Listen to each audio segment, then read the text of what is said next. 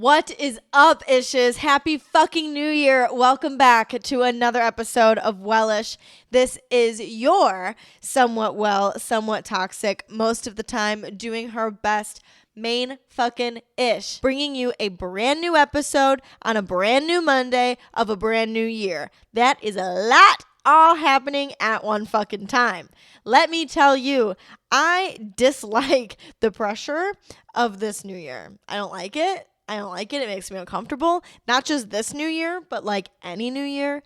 I feel like Monday in general just feels like shitty. Like nobody likes to have their break over the weekend and kickstart it back into a new week. It just feels like a lot of work. And the new year is not much different. And bear with me here through this episode because I'm definitely going to be contradicting myself a couple times, but it's valid, all right?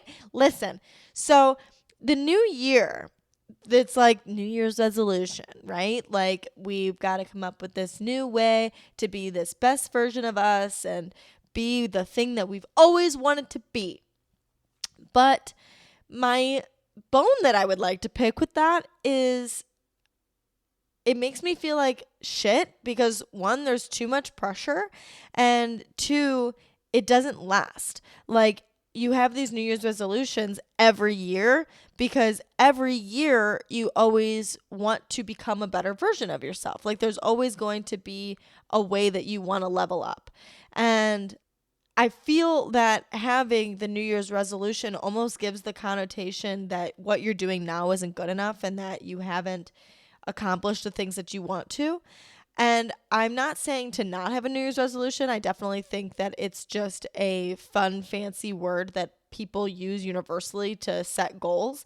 It's like the one time that people actually set aside to set a goal for themselves. And we don't normally take the time to do that on a regular basis. Typically, some people do, and I think it's great if you do, but I think that this universally is a way that people go ahead and set a goal for themselves to accomplish. So I think that that's a good thing, but I don't like the pressure that comes with it. I don't like that it's looked at like this whole new thing. It's a whole new year. So much pressure, but it is really just another day. Like you really were just existing the same exact way that you were on December 31st as you were on January 1st. So like if you don't have a New Year's resolution, if you are still feeling like down in the dumps, you're feeling that seasonal depression, you're feeling whatever it is that you're not like at your immaculate best self, just because it's the new year like doesn't mean that it's end all be all, that you have to like have it all figured out. Relax. It's going to be okay. So let me just assure you of that first, right off the bat. But this is where I say I'm going to contradict myself is I do think that this is a great opportunity for you to try to figure out what it is you would like to accomplish. I really like to take not just the new year, but I like to use the seasons, even new months, but I don't really do that one as much. It's more like on a quarterly basis to come up with new goals for myself and kind of transition into a new era, if you will. I clearly remember graduating high school. I remember exactly where I was as I left the field house from like literally straight up graduation. Like I walked out of the field house doors and I had this like wave of realization come over me that was like, oh my God, none of that mattered. Sure, like it mattered a little bit. Like it mattered that like the experiences that I went through that shaped me into the person that I became because of it. But like my point is just like it's not that serious. You know when like you look at your like super old Instagram pictures or you get the Facebook memories of the shit you used to post online and it's just like so fucking cringe. And you're like, what was I thinking back then? You're gonna think that in the future about what you're doing now.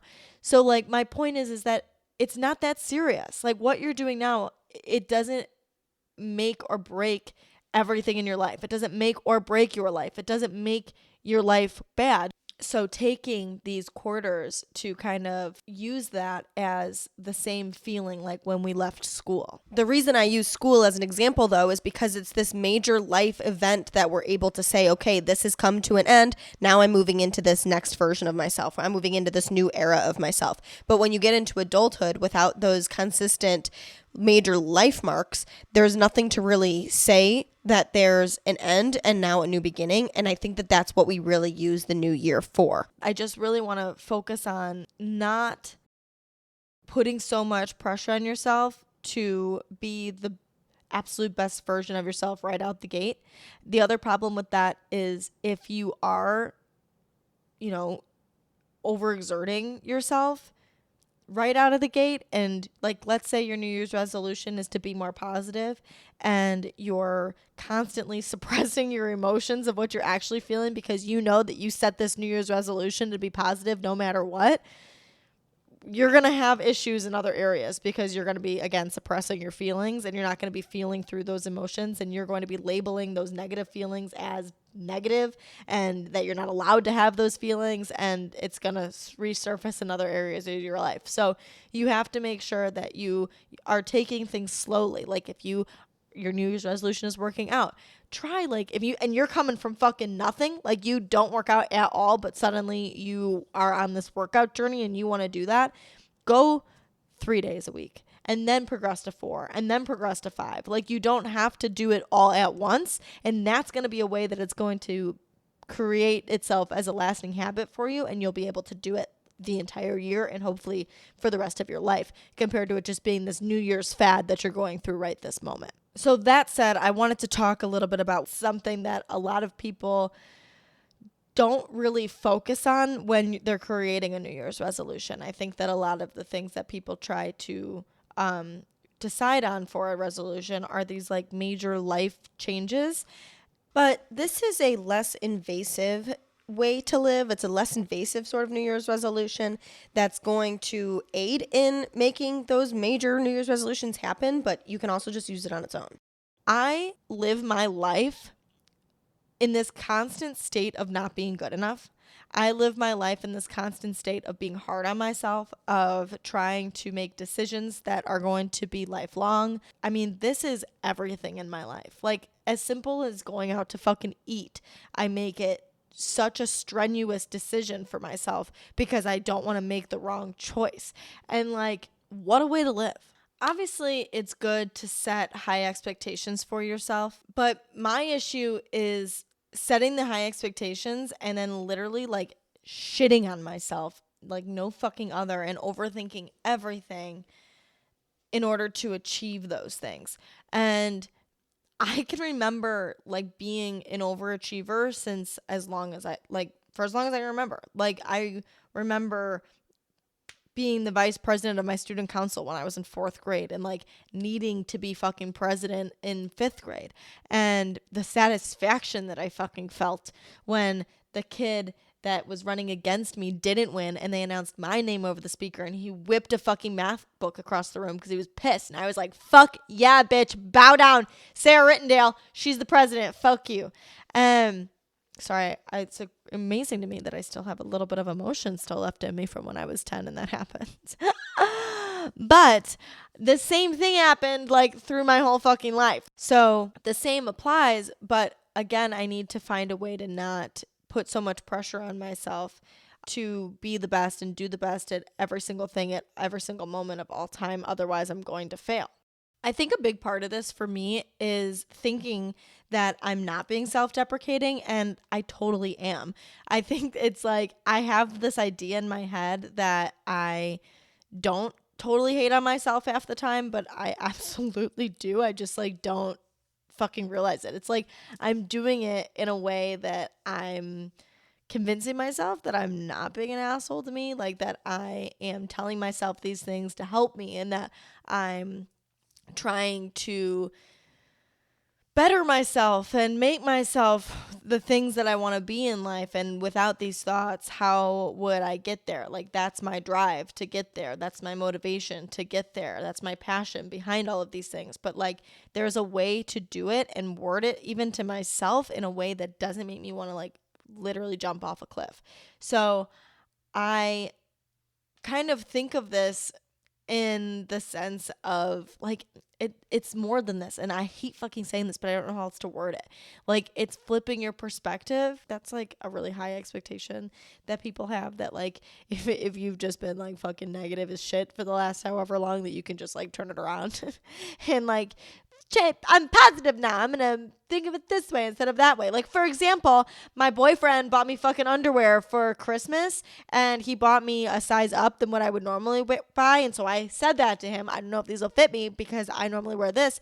And he said that well, first of all, he said that I told him medium, and I did not fucking say medium, but whatever. I said medium was my pants, but I digress. Anyways, what I'm trying to say is that he said to me, well, I'm sure it'll be fine. Like, just try them on. I feel like maybe some of your underwear is too small anyways. What do you mean? Like, do you mean that it looks bad on me? Like, see, like, I could totally go down that rabbit hole and just be like, so you think that I look bad in my underwear? Like, that's what I'm hearing. But I'm going to go ahead and flip it and say that he just thinks I have a fat fucking ass and that I would fit in a size up compared to what I normally would wear. So that's what I'm trying to say, is there's no point in dwelling on maybe what he could have meant, and just come up with my own fucking idea of what I think he meant and roll with it. Who cares? Obviously, this cannot be applied to absolutely everything, but you know what? It works. It fucking works for a lot of things. And I think it works a little bit better than just trying to like flip it and be positive, because the thing is like, you can think of the positive switch in words for that moment, but okay, so what? Now I'm going to spend the rest of my time like debating which version is the truth. And this is what I think helps with longevity in this, is because I need to stop dwelling. I need to stop overthinking on everything that is said or done or whatever, and follow through with that alternate mindset that makes me feel good. And I think that that is like the bottom line, is I prefer to feel good. When I was home for Christmas, something upset me. I can't remember what it was. I wish that I did, because it would be a good example. I'm still going to use it, but I wish that I could remember what it was specifically that upset me, because what happened was I was upset and I was overthinking, and I was like reeling in my thought of like why something happened or what was wrong. Oh, I fucking remember. I was drunk. Obviously, that's the fucking answer for everything. I was drunk and something came up that upset me. And so like, because I was drunk, I was emotional about it, and I couldn't let it go, and like I just kept fucking focusing on what it was that was wrong, and wanting to like talk to my boyfriend about it and beat a dead horse like we fucking talked about a couple weeks ago. Like, I wanted to dwell on this, but I took a moment and took a step back and said to myself, which is like huge, because I don't fucking like, I'm never able to take a step back when I'm caught in my emotions. And so I was able to take a step back and be like, how do I want to feel? Like, you know that this isn't the way that you want to spend your night. Like, we're out at a bar, we're having fun, we're home, we're at these bars that we don't get to go to because we don't live here anymore. Enjoy the experience. Like, what can we do, we as in me and my brain, what can we do to work together to solve this, to make myself feel better, to not have to go through this and deal with this? Because essentially at the end of the day, I don't want to feel like this. And like, that's the biggest thing, is when we're sad and when we're upset, when we're angry, it's like, you know, you don't want to feel that way. And sometimes it is really hard to like come out of those emotions, but like kind of talking to yourself in the sense of like, what can we do to help us? Because I don't like this, and I want to fucking figure out how to get the hell out of this situation, or get the fuck out of this mind frame. The thing with acting like this too is you're over functioning. If you like somebody that burns yourself out a lot, like if you are a person that goes through like these spurts of high motivation and getting shit done and progress and what word am I looking for? It starts with a P. Progression, not progression. Productive. If you're going through like these spurts of productivity, and then you go into these lulls that you totally burnt yourself the fuck out, it's because you are overworking yourself. And you might think that you're being productive because of your productive periods, but because you enter these periods of like, fuck, I don't want to do anything. I hate this. I hate this. I hate this. I just want to lay on the couch and watch The Bachelor and never move again. it's taking away from your progress. Obviously, it's not 100% taking away, because hopefully when you come back to your progress mindset again and you start doing things again, you'll be a little bit farther because you have learned from your mistakes and you have learned from the progress that you made originally. But you are setting yourself back. Like, if you were able to take half of the amount that you do during your progress periods and consistently do that throughout your burnout periods, you would be so much farther along. And I think that this is a big issue of mine, is that, like, I think that I have to do everything all at once, and I have to do everything today, and everything's gonna fall apart if I don't do it all right fucking now. And, like, that's not realistic. And I was able to, so my New Year's resolution from last year was using my planner more. That was like a piece of it. And I used it for the first like 3 months of the year, and I fucking quit using it.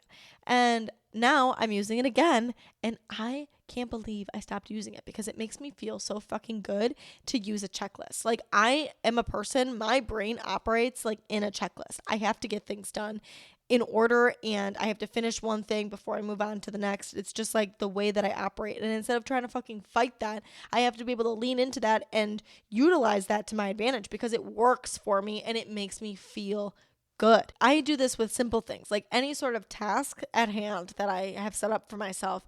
I have to 100% complete it before I move on to something else. And I am including in that, like, going to the bathroom or getting up to eat. I don't know why either. Like, I don't know why my brain thinks that if I don't do it all right now and perfect, that it's going to fail. It's not going to work out for me. I'm not going to have enough time. Like, I feel like that's a big thought of mine. Like, if I don't do it now, it's never going to happen, which isn't true, because I still have that mentality. And again, I've talked about this before to you guys, like my brain dump journal. That is why a brain dump journal is so fucking crucial, because your brain is not meant to store information and store the thoughts. It's just meant to have them. So you have to have an outlet to write those thoughts down, to store them, so that you can remember them and come back to them and execute them at a later time, because you do not have to do everything right now. And let me tell you, when I started lessening the load on my planner, do you know how fucking good it feels to not have so much to do? It feels so fucking good. It makes me feel accomplished, lessening the tasks on my list, and then just the things that I can't get done, moving them to the next day, because like the only deadline that I have is ones that I've set in my head. Like, I have these imaginary deadlines that I'm trying to hit that I don't even have to. Like, I don't even have to do that. I'm telling myself that I have to do that. And like, I'm talking about things that are not like I have a boss telling me what to do. Like, they are things that I myself say I have to do today. And if I don't get to it, I think that I'm like the biggest loser piece of shit in the world. And like, literally, remember earlier when I said that I don't think I'm self-deprecating? Like, look at this. It's like, I'm not saying, it's because I am not actually saying those exact words in my head that I think I'm not self-deprecating, but I feel those things. Like, it's as if somebody else said it to me, and I feel badly about them saying that. But the them is me. The them is my brain and my voice inside my head telling me that. And the funny thing about being an overfunctioner is we look at people who are underfunctioners and think that they're the fucking worst. And I mean underfunctioner as in anything. Like, if you are a narcissist, if you don't like to work or don't like to put a lot of work into things, like, people like that are so polar opposite of us overfunctioners that we think that they're bad. But hi, newsflash, we're polar opposites. Neither of us are good. Like, neither of us are doing the right thing. If you're an overfunctioner, like, sure, you're doing things that are progressing you forward that maybe somebody with the underfunctioning attributes is not doing. But again, you're burning yourself out and you're not doing things the proper way. You have to be able to find a balance between both the overfunctioner and the underfunctioner. I used to kind of think about this with smoking weed, because when I was in college, I used to smoke a lot more weed than I do now. And when I would smoke, I would always smoke at the end of the day. Like I would come home, my roommate and I would lay on our couches and we would get high and we would eat the fucking cookies that they make for all the holidays, like Christmas with the faces and Halloween with the pumpkins. And if you know what I'm talking, if you know, you know, they're fucking fire. And we would make those cookies and we would lay on our couch and we'd eat them and we'd watch like whatever reality TV show we were into at that time.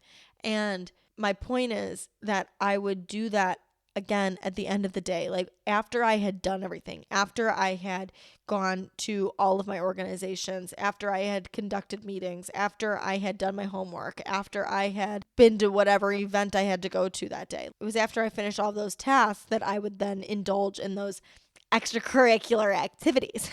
So my point in that example is the balance between it. Like if I was somebody who never took a moment, which is now, this is what I do now. And I'm not saying that you have to smoke weed in order to do this, but what I'm saying is if you're a person that never takes time to just relax, like the only time that I took to relax was late at night or when I would be going to sleep. Like I would, and like late at night that I would like go and lay down and I'd watch TV and I'd fall asleep watching TV. So essentially the only time my brain would ever calm down is to go to bed. And when I was on this balance with my roommate, yes, we were not doing things, I guess, necessarily healthy for you, but like that wasn't the goal at the time. And who cares? It's whatever. It wasn't a problem. And my point is just that like I would do all of these things during the day and then I would relax at night and it was fun and it felt good and I looked forward to that relaxation time. So if you never have this time that you're setting aside to do things for yourself and calm down and ease your mind, you're not going to feel good. And that's the goal, isn't it? Like to feel good. Like you want, when we say like, oh, I want to be happy or, oh, I want to have a peaceful life, it's the things that we do enough that are going to make those things happen. Like there is not going to be one evolutionary moment that you're like, oh my God, my life is happy now. Now I feel good. Like now a flip has switched. Nope, a switch has flipped and I feel great. Everything is wonderful. That's literally not ever going to fucking happen. So get that idea out of your head. That idea was in my head for way too long. It's not real. It's always going to be a progression. It's always going to be a work in progress. And whatever feeling you're feeling most of the time, that's what's going to make you feel like you're living a happy life. So that being said, that balance and feeling good as much as you can and doing the things that are going to make you feel good as much as you can is what's going to make you feel good for most of the time. But how the hell do we make that happen? Because that is a lot easier said than done. My fucking number one thing that I've been trying to do to focus on what makes me feel good is finding what it is that does make me feel good. For example, automation is a really big thing for me right now. Doing the exact same things every single day, it just, I don't know, it just gives me a sense of satisfaction. It just makes me feel like I have a routine, like I have something good going for me that I, and I feel good after I do it. It's the morning routine. Like people talked about morning routines for as long as ever. And I have always tried to have a morning routine and I was never able to like find one that fit my life or that just like made me feel like I wasn't adding something extra into my life. And it took a really long time for me to recognize the fact that the routine doesn't have to be this like health queen status fucking routine.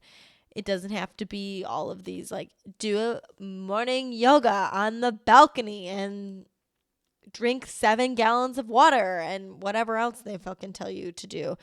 And the other thing with this is that the routine that works for one person doesn't necessarily work for you. You have to find the routine that makes you happy and makes you feel good and fits into your lifestyle. And it's completely ridiculous to expect somebody else's routine to satiate your needs and what you want. And I think that's what I did wrong for a really long time is I tried to like copy other people's routines and see if they worked for me. And from doing that time and time again, I was able to take pieces from all of these routines that I've tried and make them my own. So what I've been doing now, and again, this is what I'm doing, but this does not mean that it's what you should do. But what I'm doing that makes me feel so good is waking up at 5:30 and trying to even do that on the weekends. That doesn't always happen, but trying to wake up as early as possible on the weekends, even if it's not at the fucking butt crack of dawn. But waking up at 5:30, going to the gym, coming home and making myself breakfast and reading 20 pages while I'm eating that breakfast. Then I go take a shower and I do a 10-minute moment of silence. I listen to a California beachfront and have an incense on. And then I go and I plan my day and I start my day. And it's fucking great. It like literally makes me feel so good. And having so much time before I have to like actually get the ball rolling and to just kind of, relax and do what makes me feel good. And I used to get out of bed at the last possible second and even go work out and then rush home and rush to get ready and rush to work. And it just like, it was cool because I was able to get my workout in and that was my priority, but it didn't feel good. It didn't feel like what I wanted to do with my time. And I did this too, like I would wake up and I would meditate and then I would go to the gym, or I would wake up and I would meditate and I would go to the gym and then I'd try to come home and read and then I would rush, but then reading would get thrown out the window because I would take too long at the gym. And then like sometimes I wasn't showering and I would just fucking go to work. Judge me, maybe that's disgusting, but you know what, that's the truth. It's just, it is what it is. I wouldn't eat breakfast. I wouldn't do all of these things that do make me feel good and I wanted to do, but I wasn't giving myself the time to do them. And actually allowing myself enough time to get all of the things done that I want to do and feel good doing them. So like I wake up at 5:30, sure. And like, does that suck? Yeah. Like I don't want to fucking wake up. I love sleeping. I love laying in my bed. It's cozy. I like to dream. Those things make me feel good too. But that means that I have to go to bed a little bit earlier. And that makes me feel good too. Like it feels good to not fall asleep on my couch all the time. And I had this like agenda that I had to stay up until the last possible second just because I could. And that's not realistic. It's not like why? Do you think that people that are doing great things are like what? It's actually not even about that. It's about like I was trying to prove something. Like I'm always living my life like I've got something to fucking prove. Like the fact that I stay up late on my couch and only affect myself and how tired I am and not getting my accurate amount of sleep just because I want to prove that I can stay up late and I can have as much of the day as possible. Like I don't care. I don't care like enough to do that. Like it's just, it makes me feel, even if like that's fun, it makes me feel better to do this, to go to bed at a decent time and to wake up early and to accomplish what I have to accomplish in a day. So like you have to pick which one you want to do.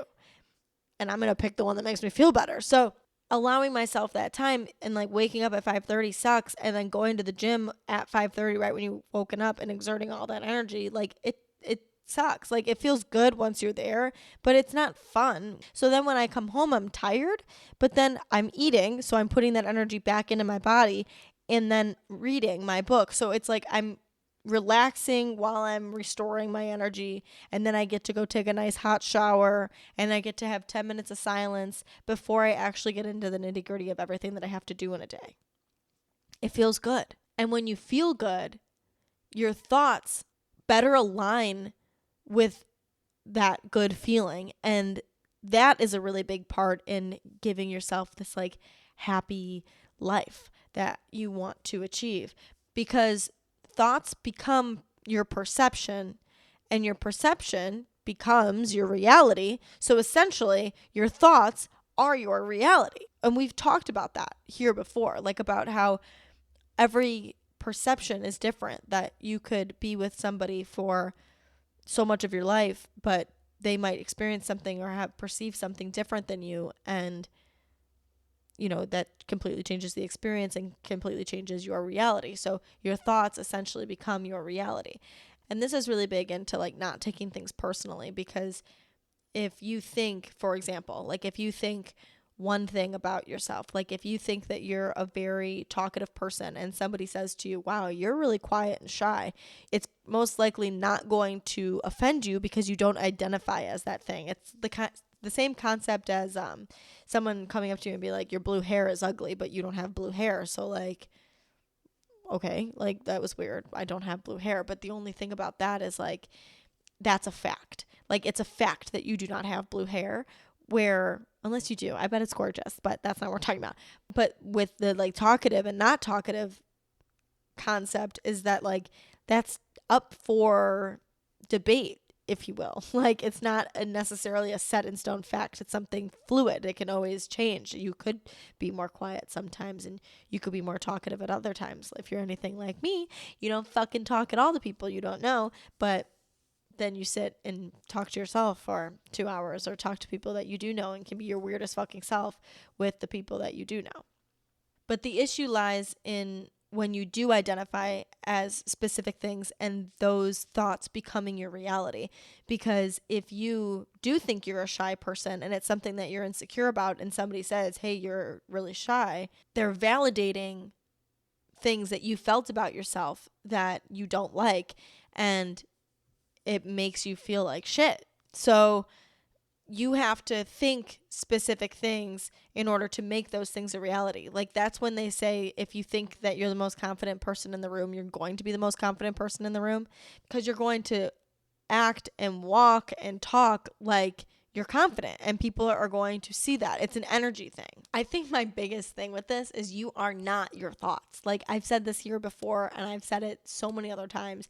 You are not your thoughts. And when I learned that, when I fucking heard that, it changed my life. I swear to God, because it's obviously so easy to think that you're your thoughts. What's the voice in your head? What is that? Who are you? I don't even, if that's what you're thinking all the time, and then you've got this little voice talking to you all the time, no shit, you're going to think that that's like who you actually are. Who else would it be? But if you took that voice out of your head and you put it on the couch next to you, and that little fucking bitch ran its mouth like it does inside of your head, you would literally murder that person. You would literally never see that person again. You would think they were crazy.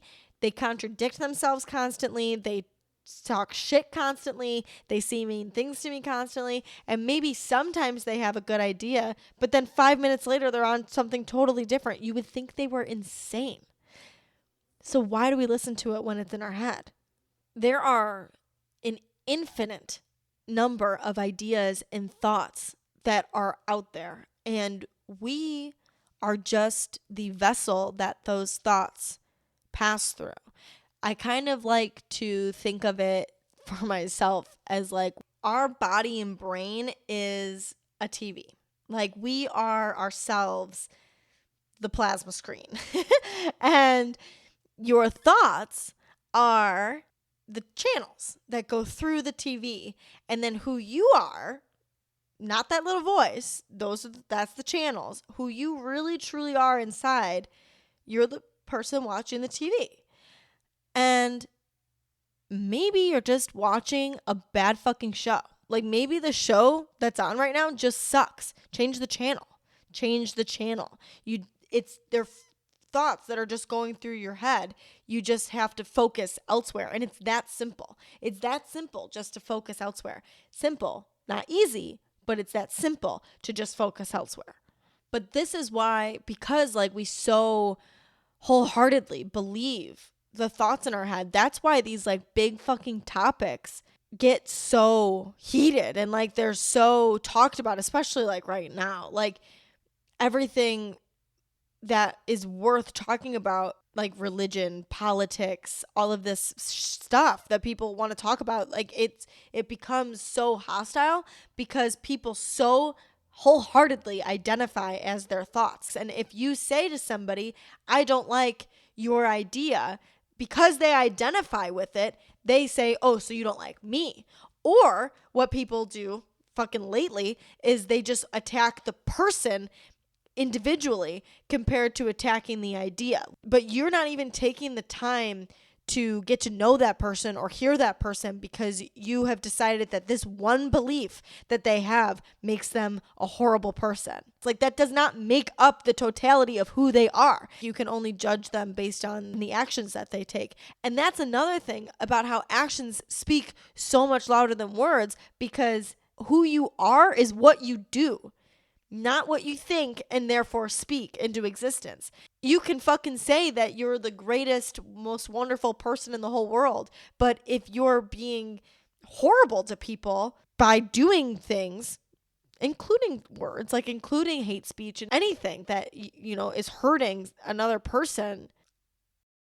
Of course, I have to talk about my people-pleasing tendencies and how that plays into being the best version of myself, because I think that a lot of the pressure that I put on myself is because I want people to perceive me as the best version of myself that I have created. Like, I create this version of myself and I want others to see it, and that's what solidifies that I have achieved that goal. But the problem with this is static identities.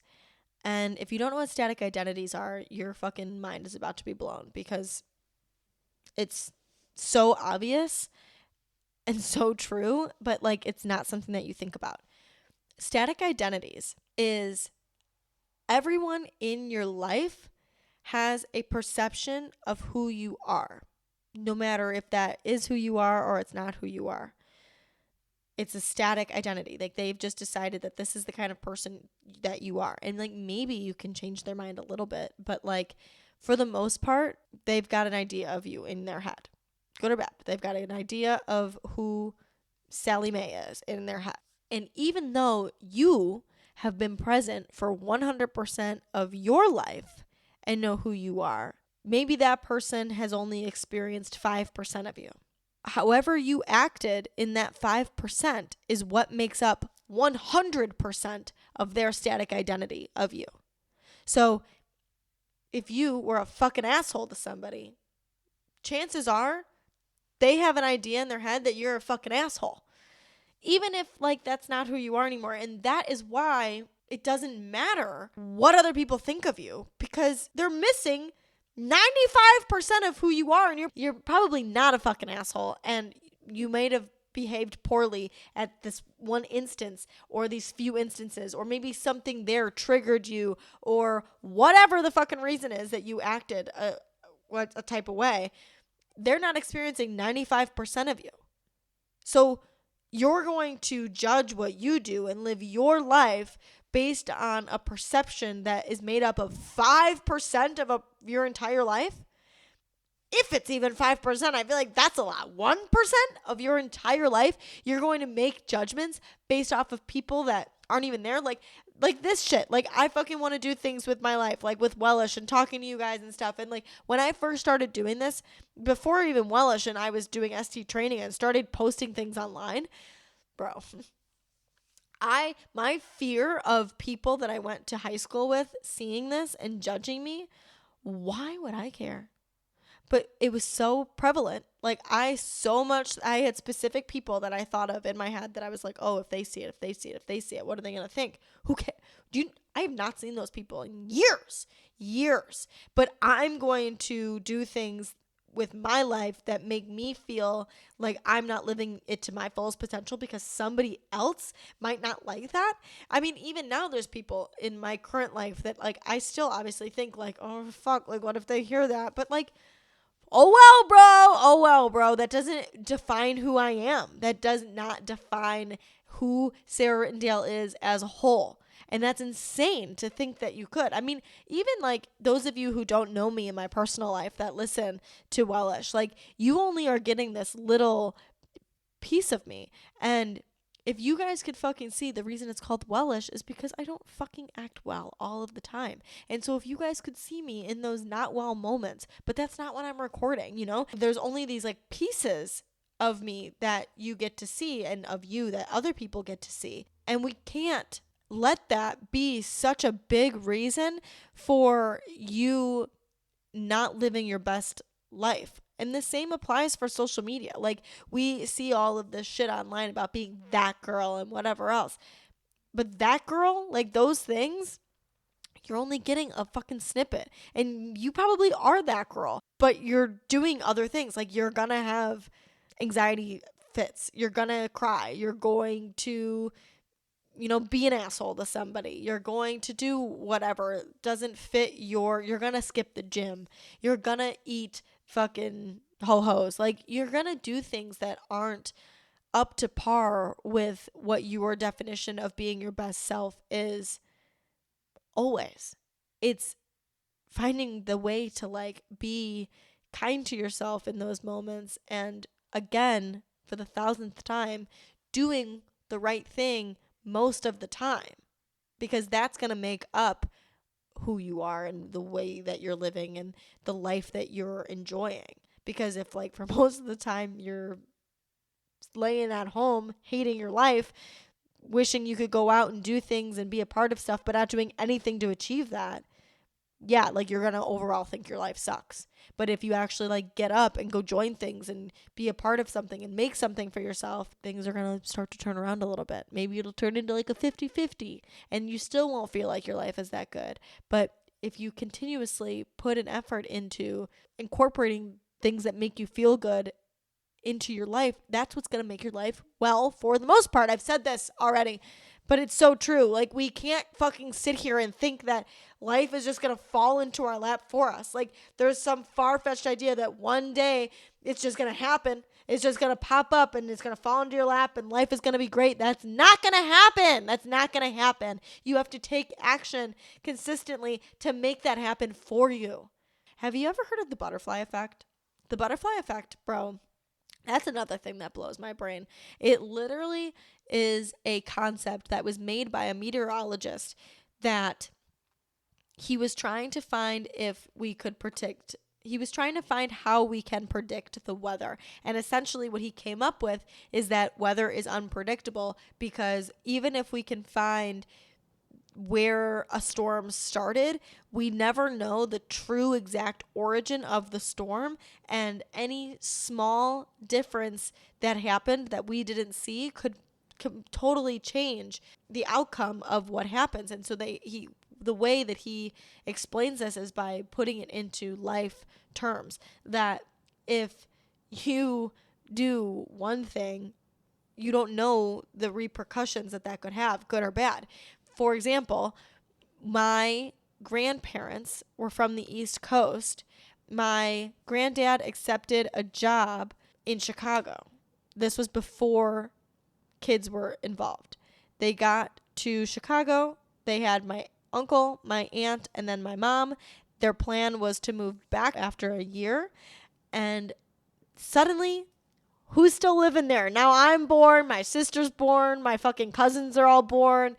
We all still fucking live in, well, we all don't still live there, but like my family is still in Chicago. My grandparents got divorced. My granddad went back to the East Coast. But my point is if he didn't take the job opportunity to transition to Chicago for just a year, my parents never would have met.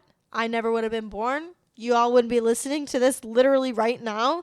And maybe you're going to take something from this and apply it to your life. And then you're going to do something that's going to make a change. And then somebody else is going to react to that. Like, it fucking is crazy, the butterfly effect. Because no matter what you do, the smallest thing could make the biggest fucking difference, or the smallest difference, but it makes a difference nonetheless that changes how life works. This is like, if you've ever seen like movies like Back to the Future, that like you change a little bit of something in the past and it changes things. Like, that's the butterfly effect. So like, essentially what I'm trying to get across here is it does not matter what you do, because no matter what, something is going to change. No matter what, it's going to make a difference. And you have no idea if that's going to be a good or a bad difference. And either decision that you make could lead to a good or a bad thing. So just make whatever decision it is that makes you feel as good as possible. You have to eliminate these standards of like what you're supposed to do, like especially with the fucking new year. Like we have these new year's resolutions because we pick things that we think we're supposed to do. We're supposed to work out, we're supposed to eat healthy, we're supposed to be positive, we're supposed to do whatever it is that we've set this new year's resolution for. You're not supposed to do anything. You're not supposed to feel a type of way. Like, stop putting so much pressure on yourself to be things that you're not. Lean into what you are, and that's what you're supposed to do. You're supposed to do the things that make you feel good. You're supposed to do the things that feel natural to you. You don't have to push yourself to be something you're not. And I'm not saying don't push yourself out of your comfort zone. You want to push yourself out of your comfort zone because you want to achieve something more. You don't push yourself out of your comfort zone because everything is great and feels good and you're happy with everything, so you don't just like randomly need to push yourself out of your comfort zone. You're pushing yourself because things aren't exactly the way that you want them to be, that you have higher expectations, you have goals, you have whatever it is that you want to achieve. So that's why you push yourself out of your comfort zone. So essentially, then that is natural to you and that feels good. Even if it doesn't feel good at the exact moment in like what you're doing. Like you want to go and be more social and go to more events. Like tonight, for example, I joined yoga. And I haven't done yoga since I was in college. And I absolutely fucking loved hot yoga. I love hot yoga, but I put it off because I didn't want to have to find a new studio. I didn't want to pay for it. I didn't want to have to walk into the class and find my groove again. And what if I'm not good at it anymore? And there's so many thoughts that are going against me, but I'm going to push myself out of my comfort zone anyways because I know that going to hot yoga makes me feel good. And even if you're trying something new and you don't know if it's something that makes you feel good, try it anyways. And if it doesn't make you feel good, don't do it again. And if it does, find a way to incorporate that into your life. People so commonly try to make changes that they're not ready to fully commit to. And just because it's the new year doesn't mean that you have to be a new person. Like, new year, new me. That's not true. Like, that doesn't have to be a thing. You are going to make changes when you're ready to make changes. And pushing yourself to make changes just puts way too much pressure on yourself to be better when there's nothing wrong with you.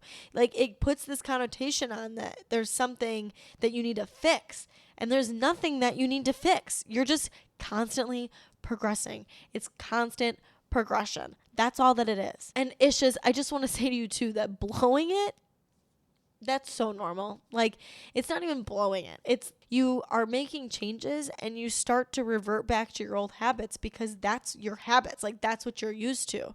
And there's always going to be pushback when there's change, whether it involves other people or it involves yourself. There's always going to be a little bit of pushback, and you have to be able to continue to push past that if it's something that you really want and if it's something that makes you feel good.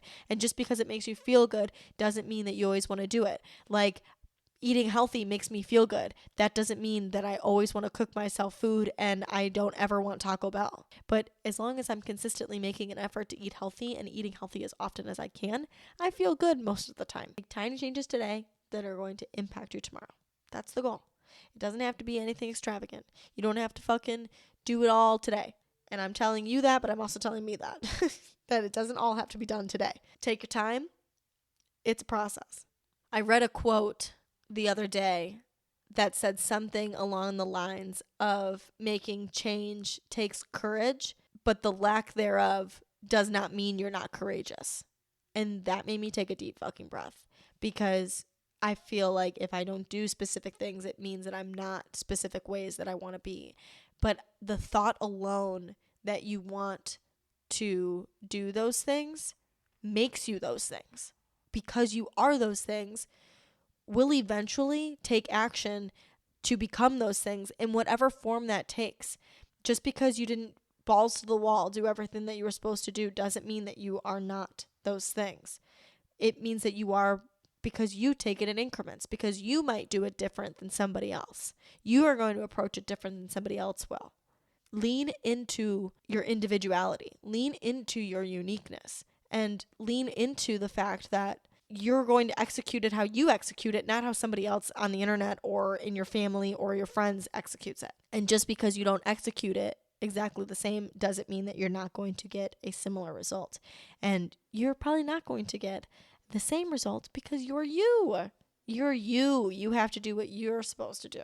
It's going to be your life path. Stop trying to become somebody else. All right, Ishes. That said, I have some very exciting things in the works for you guys, and I'm so fucking excited. I'm not going to tell you yet because I don't have everything finalized, but in the next couple weeks here, I have some super exciting stuff coming up. So I will be talking to you guys very soon about that. And then I also have a website now. So check out wellishpodcast.com. There's where you can submit all of your questions and stories. If there's anything that you would like to hear on Wellish, you can submit it to me there. And I also wanted to say thank you so much for all of the amazing feedback that I have gotten from this podcast so far. I have only been doing this for a few months now, but I'm at the end of the year that it started, and I just really want to say that I'm so grateful for the opportunity to speak to you guys and the overwhelming amount of positive feedback that I've gotten from it. So thank you so much to everybody who has been a part of this so far. And I'm so excited to bring you more in 2023. But that said, if you could fucking help me out a little bit, I would really love it. Leave me a rate and a review on whatever platform that you are listening to this on. It helps me out so much and bring you more content like this. You can follow your main fucking ish on Instagram at _Sarah Ritt, and you can follow Wellish on Instagram as well at Wellish Podcast. You guys have an amazing Monday. Have an amazing year, and I will talk to you next week. Bye, guys.